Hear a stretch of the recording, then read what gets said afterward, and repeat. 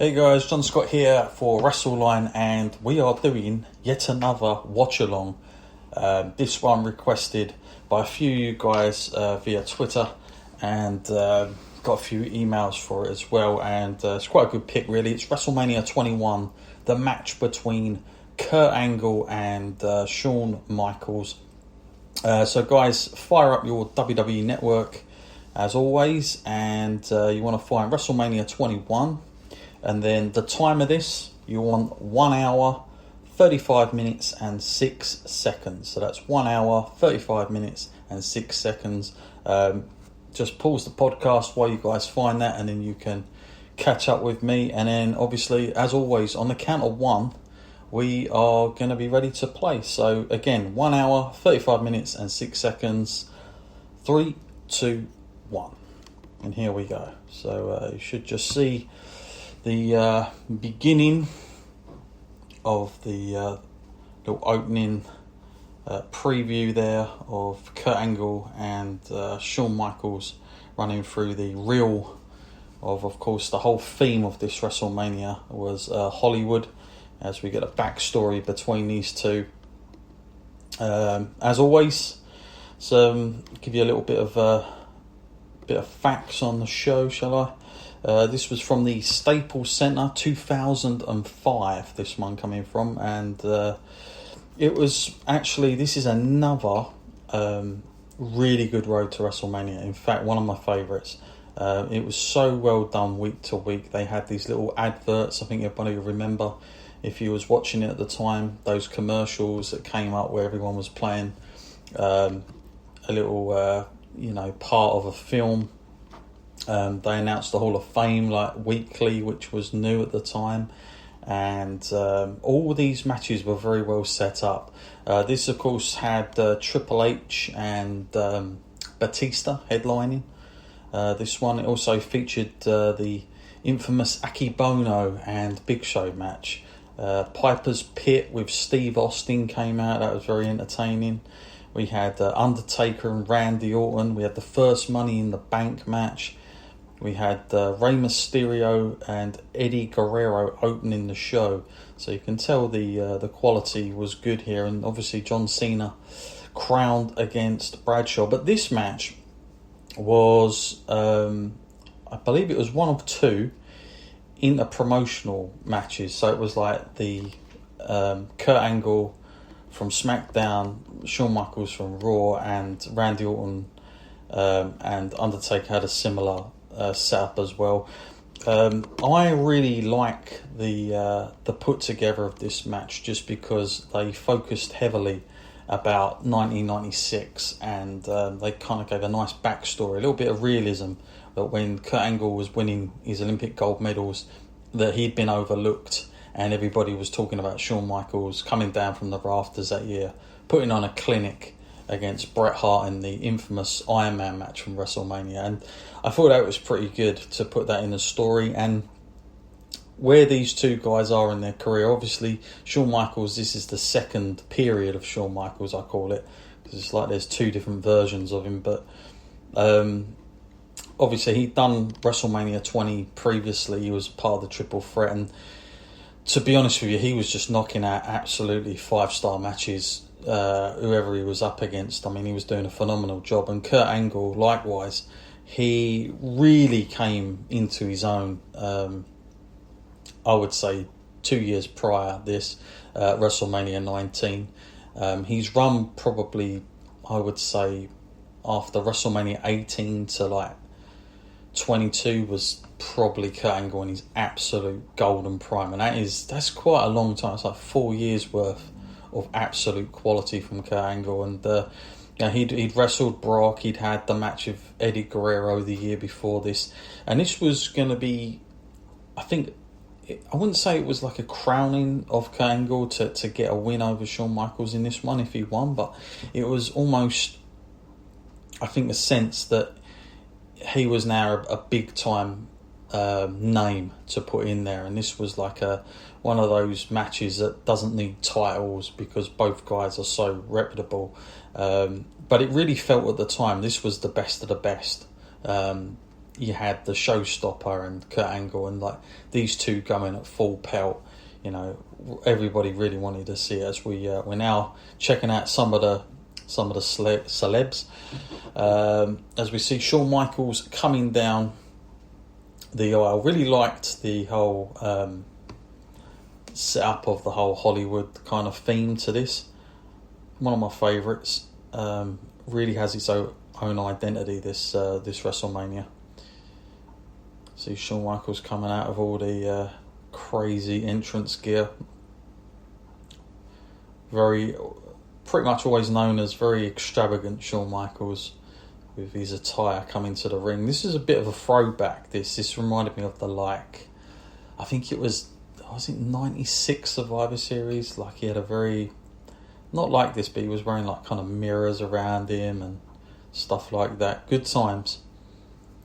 Actually, someone reached out to me a couple of weeks ago. They said like they'd love it if I was to go back and do some, like, this is obviously going to be after WrestleMania, a bit down the line, but if I go back and do like the era of kind of 96, 97, which I would be all for. I just need to kind of like get something set up. I need something where I can I probably need to find a co-host for that, really, to be honest with you.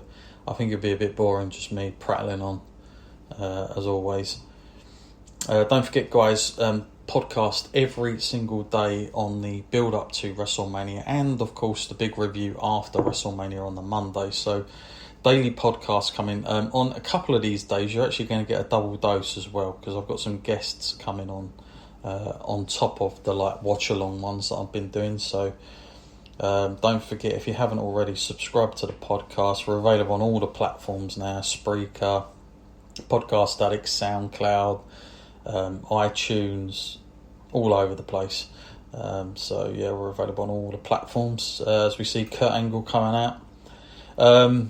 At this time, I remember watching this WrestleMania live, and my close friend from school, he was like an avid Shawn Michaels fan, like huge Shawn Michaels fan. But he was always he's one of those fans that always thought the worst was going to happen to his guy Shawn Michaels, and no matter what he was going into, especially when he returned, he was never quite happy with him. But I got to be honest with you, I think Shawn Michaels was, I'm not talking about his in-ring performances, because his in-ring performances even before were just unbelievable, but I think as a guy who could practically put over a lot of the younger guys, like he did more greater good in the second run than he did the first for me. And Kurt Angle at this time was pretty much, he was one of my guys, because obviously my favourite wrestler, Bret Hart, gone. Kurt Angle really kind of like filled that void for me for a little while, up there with Brock Lesnar. So I was kind of rooting for Kurt Angle in this, to be fair with you. As we see this kicking off, I do recall some bits of this match. This is a little bit more familiar to me than some of the other ones I've been doing the watch along for.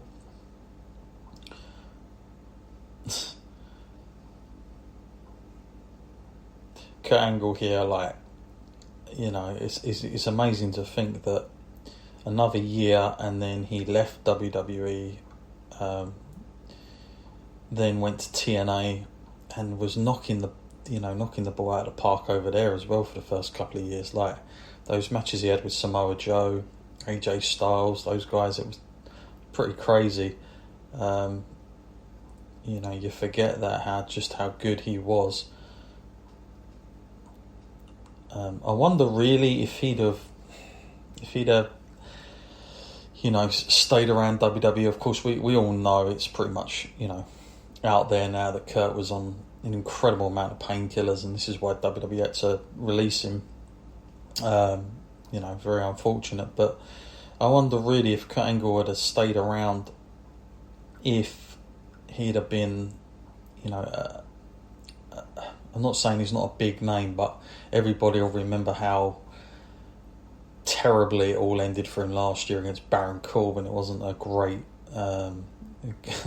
a great thing at all. And considering where Baron Corbin is this year on the card, that wasn't even worth it, was it? So, I just wonder if he'd have stuck around, if he would have got even bigger matches. I would have loved to have seen him and John Cena at a WrestleMania, Kurt Angle as the heel, and also I would have loved to have seen Kurt challenge for the Undertaker's streak. Like, there was a couple of years where they were running on, obviously, Triple H back-to-back with Undertaker and Shawn Michaels back-to-back, and you kind of felt like that could be the perfect times for him. Now, obviously, he did have a big match with Undertaker. He faced him actually the No Way Out following this, but I always wanted to see them at WrestleMania. I think that would have been a pretty golden match right there. And for Shawn Michaels, I think at this point he had nothing to prove. I think that was pretty much the where he was coming from. I don't think he had the ego was certainly not as it once was. Although I do think there were little snaps of it every now and then. You'll recall the match with Hulk Hogan that actually takes place later at SummerSlam this year that we're watching now, which was quite interesting. Hogan showed up at this WrestleMania to take out Muhammad Hassan, and Michaels and Hogan did like a little teaming up effort. That'll be a good match to go to. When SummerSlam comes along later in the year. Let's hope, fingers crossed. But that would be a cool watch-along match to do, I think. As we see Shawn Michaels, nice. I like this pacing. Yes, people will probably grunt and not be a big fan of it, but for me, this is how, when you've got two great wrestlers like this, you don't want to go too crazy at the beginning. I like the whole feeling out stage, kind of test who's got what. And it was fascinating because I remember Shawn Michaels, they were trying to tell us the story here that Shawn Michaels was getting the upper hand on the catch as catch can wrestling, like Roman Greco style, Kurt Angle, amateur style wrestling, and Angle was going to have more success.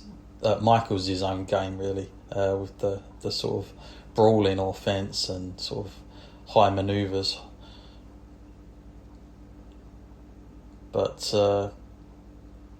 undoubtedly, is Shawn Michaels Mr. WrestleMania? I do believe so. I think that, as much as it pains me to say, because I'm the big Bret Hart fan, I will. It doesn't take a rocket scientist to work out that Shawn Michaels, I think, if you're weighing up quality in every match that Shawn Michaels ever had at a WrestleMania, I think that it's very difficult not to put him at that number one spot. Now, he wasn't the draw of Hulk Hogan, he certainly wasn't the draw of John Cena, but he, I think in terms of quality in ring, what he could do and who with, like this is a guy who made Vince McMahon look pretty decent when he was wrestling him down the line at a WrestleMania. So yeah, I really bought into this. I love this exchange here between these two. I remember this now. Putting him in that armbar, Angle trying to get out of it. This match placement on the card, this was like sort of halfway through it, if you will. It wasn't. This was kind of at a time where they started to.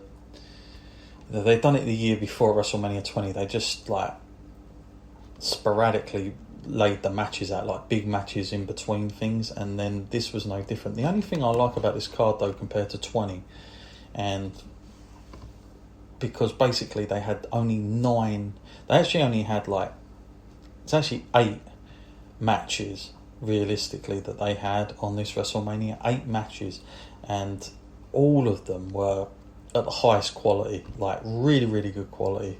When you looked up and down the card, like you had the attraction matches, you had 2 title matches, women's title, 2 inter-promotional matches. You had Rey Mysterio and Eddie Guerrero up against each other, which is just unbelievable quality, and you had the Money in the Bank, and that for me, that is what WrestleMania should be. I don't like it when they just put people on just because they're there and they want to use them, and that includes battle royals and all that. I really despise it. I think WrestleMania should be treated with